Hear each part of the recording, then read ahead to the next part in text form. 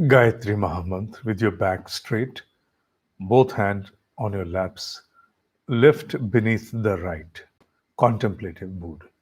Om Bhurabhuvah Swaha Tatsaviturvarenyam Bhargo Devasya Dhimahi Dhiyo Yonah Prachodayat. Om Bhurabhuvah Swaha Tatsaviturvarenyam Bhargo Devasya Dhimahi Dhiyo Yonah Prachodayat. Om Bhurabhuvah Swaha Tatsaviturvarenyam Bhargo Devasya Dhimahi Dhiyo Yonah Prachodayat. Under the series of Sant Satsang, this is for the first time that we have initiated to live stream Sant Satsang in English language. So far, the series has been ongoing with more than 40 recordings in Hindi.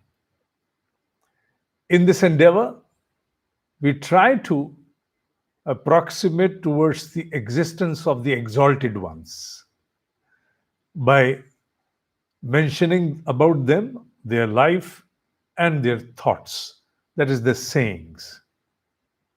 Today, I feel highest degree of pride within me. And this comes out of my deepest core of my heart because the initiation towards the Sant Satsang in English is today happening through the mention of an exalted master who was with us in 20th century, and his life, though in the consideration of time was spanned for merely 42 years, but the indelible impression that it shall cast upon those who shall be able to know about him is something beyond expression, ineffable. I'm talking about none other but Swami Chandrasekhar, Swami Chandrasekhar Bharati III, Tritiya. Maybe into the legacy there have been two more with the same name. That is why he has been named as Chandrasekhar Bharati Tritiya. He was born in 1892, and within a small span of life, he was able to do enough. Enough, which is something beyond imagination. He was born to a couple, the father Gopal Shastri, Ma Lakshmamma. They were unfortunate to become fortunate. They had 11 kids, but they could not survive. They were deeply aggrieved about that fact. Maybe some infelicity had now shrouded their life and they were not going to have any child. Having this deep pain within themselves, they approached then Jagat Guru, Swami Satchidanand Shiv Abhinav Ji Maharaj, and expressed their agony before him. The exalted master blessed the couple. You will have the child, but remember that you have to offer the child in the service of Ma Shardamba. Having heard so and resolved within that we shall comply to whatever the exalted master has conveyed, they left. They went for a pilgrimage and were at a place called Gokarna, when on a Shivratri day they had a vision in the night, kind of a dream, where Lord Mahabaleshwara, he came into their dream as a vision and assured them that I am going to now give you a liberated soul. Jivan Mukt Atma, liberated soul. And so it happened. It was a birth of their son, Narasimha Shastri, who was an introvert right from the beginning, quite inward. Introvert should not be the right word, I should say, but I would say inward. He was more inward. He was more interiorized within himself because there were hardly any attraction for him in the world outside. The material plane did not interest him because he was a liberated soul. It was an incarnation to serve a specific period of time. And there he came after he acquired an age to be able to send to the school. He was offered to the Sringeri Peeth because the resolve was undertaken and now there was no room to go back. The parents offered the child to the Sringeri Peeth. His education started under the realms and the blessings of the Jagat Guru, schooling and all. Right from the beginning, Sanskrit and Vedantic understanding was bestowed upon him and he imbibed it very well. His ecstasy or aesthetic movements, even during that tender age, was something that was noticeable.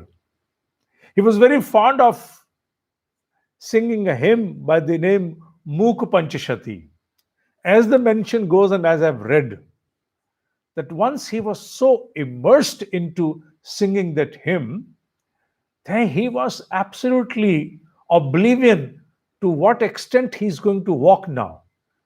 He crossed the limits of the Sringeri city in the outskirts before he could realize, or he was made to realize, that it's no more in the city and he must return. So that kind of ecstasy used to dawn upon him. He was experiencing those special spiritual spell of ecstasy, I should say, because he was a born liberated, born as an Avdut. Is the great master Jagat Guru of that time had under his blessing an institute for Vedic learning was established in Bangalore, and the young boy was then sent to Bangalore to undergo his further studies. But not much time could be spent there. In 1912, he was informed that he has to now take over the seat of his master and become a Jagat Guru. Hence, he should come back. While he was returning, till he could return the matha, his master had left his mortal dimension. He came in 1912.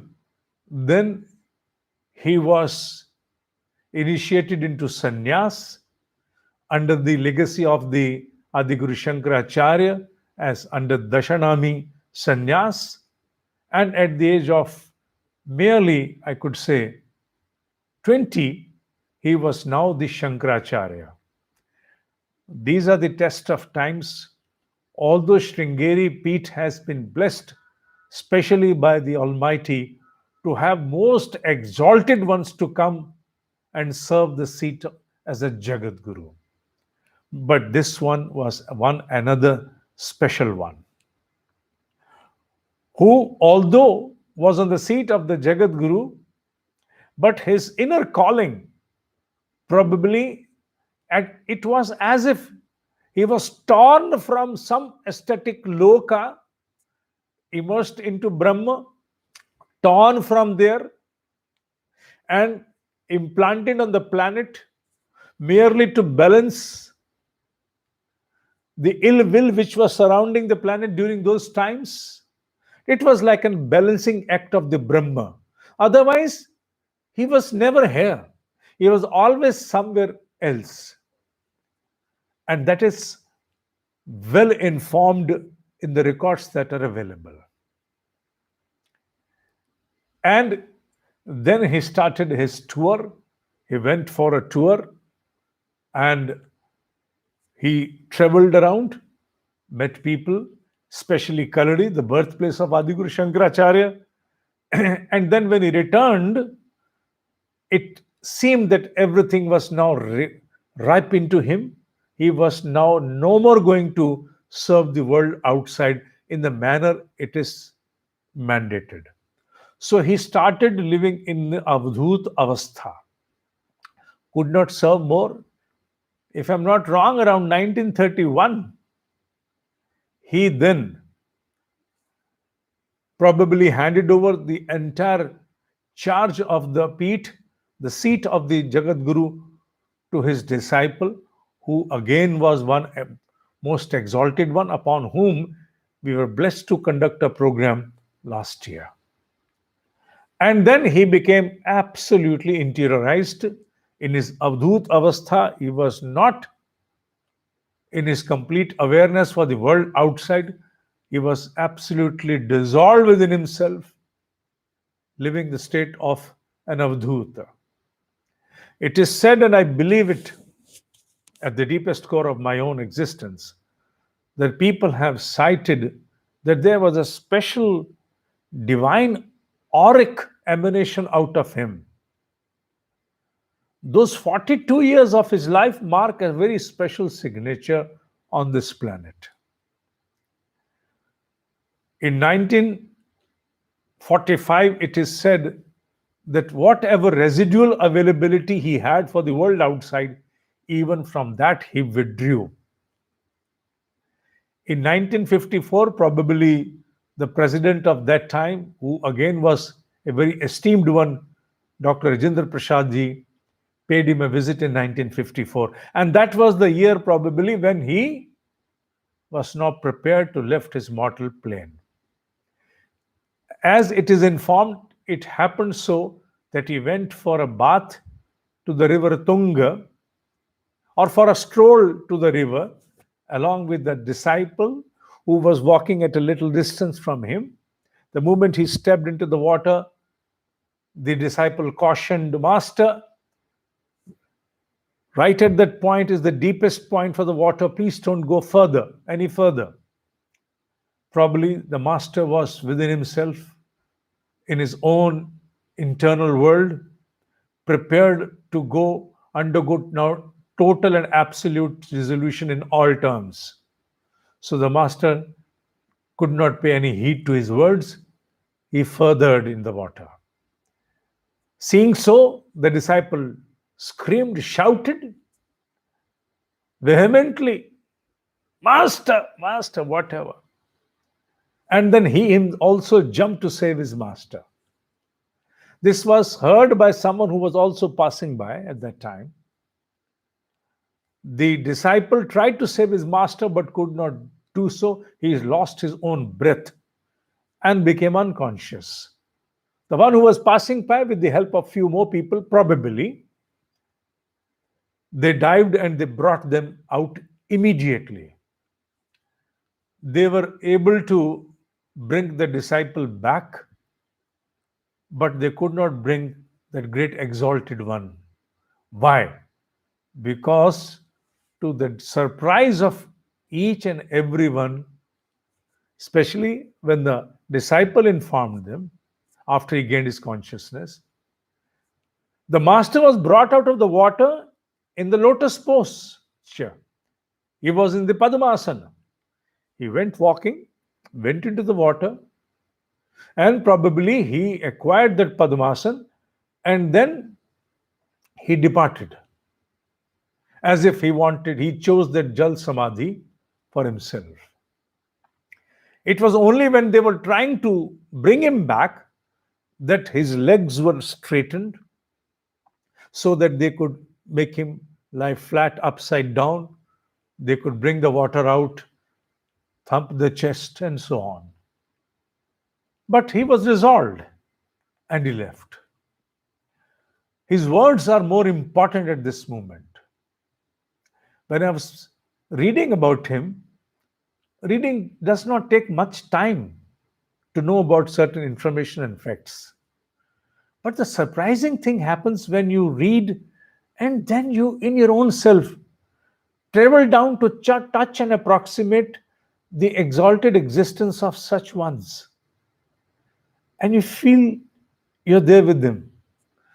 And you undergo a total bath inside, a total bath. You are washed inside. Their existence shall touch you, sway you.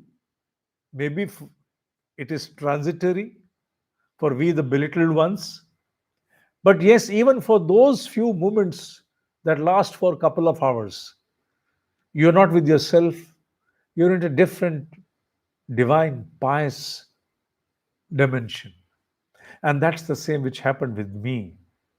And I am so fortunate to confess that.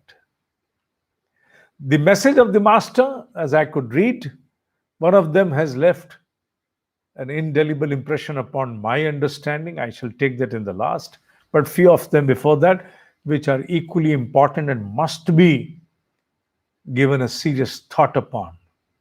He said that yes, to live a life, you need money. Yes, pragmatically, money is a mean, but not the objective. The problem starts when you consider or start considering the money as an objective. It's a mean. The objective may be happiness, but the mean cannot assure happiness. It has a role to play, but a very limited role to play. Unless you understand that, you shall be embroiled into misery that is self caused.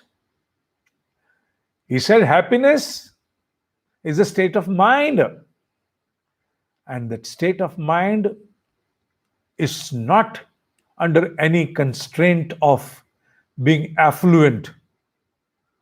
Having possessed the entire wealth of this planet cannot assure you even an infinitesimal portion of happiness. No, it shall never do so. Even at the state of being a pauper, you might experience that state of happiness within. So, happiness as such is not conditioned merely that you should have this all, or not merely that if you do not have all this, you shall not have happiness. It's a state which is independent of having or not having. He said the ability to learn for a human, because we have that brain potential which bears infinity into it. There are resources available outside in the form of teachers as well. For the seekers, the yearning ones, those who yearn for knowledge, everything is available. They can easily access and undergo the light of knowledge, absorb it. But we are not able to develop that kind of seriousness for the light of knowledge. We choose to remain in ignorance and the affliction of pain and misery in the form of deprivation, inability, ignorance. We inflict it upon our own self. Rather, we choose to inflict it upon our own self. Why don't we choose otherwise? He said, every passing moment of your life shall pass so swiftly before you realize that the life is gone. The check of your life is now encashed. No more balance. Therefore, grab the passing moment, live it meaningfully. He said, you must be able to take control of your life, regulate your life, get rid of all these bad propensities, be it at the physical, mental dimension, wherever, in the form of propensities means habits, etc. And by all means, instill purity into you, because purity alone shall ensure peace and that bliss of divine radiance. Nothing short of that. And now I'm coming down to that last understanding in two parts. One is you have none to blame for your own state of affairs. Whether you are in misery, pain, deprivation, ignorance, inability, whatever, you're none to blame because you scripted your destiny by your own hands. Whatever may be your present state of affairs, it's nothing but scripted by you at some past moment. So therefore, you have none to blame. The Almighty has created a system. He's handed over the pen to you to start writing the way you want to write, the way you want to see yourself, the way you want to experience your future. None to blame. Exercise your free will. Prachanda Sankalpa Shakti. Shiv Sankalpa. Exercise your will. Wipe out the past records of your life. Obviously, through austerity. You may be a householder doing any profession to earn livelihood within the same garb, wearing that pent coat tie, yet you can live a life like an ascetic. So live a life like a sannyasi. Undergo some tapashcharya, some penance, atonement. The English words I'm using available ones for tapashcharya, prayashchit, sadhana, etc. Please undergo that and ensure that you not only wipe out your past karmic bondage, but are also able to write a destiny full of effulgence where there is no room for any misery and pain at all. So you behold the right to script your destiny. In normal parlance of our life, what happens is that we live life, but we live with an understanding that everything is predestined. I don't have much to do. Hoई wahi jo Ram rachi rakha. Ram has destined it. Why don't we understand the other half of the fact? The same Ram has destined and instilled into me its own tiny existence whereby I can use, I can exercise, I can impress upon my life through free will. I can act as a Ram, the Maryada, Paurush, Uttam. I can also act like that. It's his bliss that I am a tiny God. So I have all right and might to exercise my free will, Prachanda Sankalp Shakti for a Shiv Sankalp, and wipe out the past records and write the destiny the way I want to experience the future. Maybe this or the life after. This is something which is a great question for us to rethink the way we are living, the way we perceive each and every ongoing in a life. This is the moment to think. I'm blessed to be touched by the grace of his existence today. I may not have seen him with my own eyes. I may not have touched his feet, lotus feet. But I am in no short of an experience today preparing for this program. The preparation of the program is now left aside. And the ongoing experience within me of the divine state which he is right now totally moving my entire existence within. I can feel being touched, my shoulders, my arms, my legs, my stomach, my back, my head, all over I feel touched by his divine existence, wherever he is, because they don't go anywhere. Such ones don't go anywhere. They are there. I'm blessed. ओम ही सत्य है, ओम ही सत्य है, ओम ही सत्य है.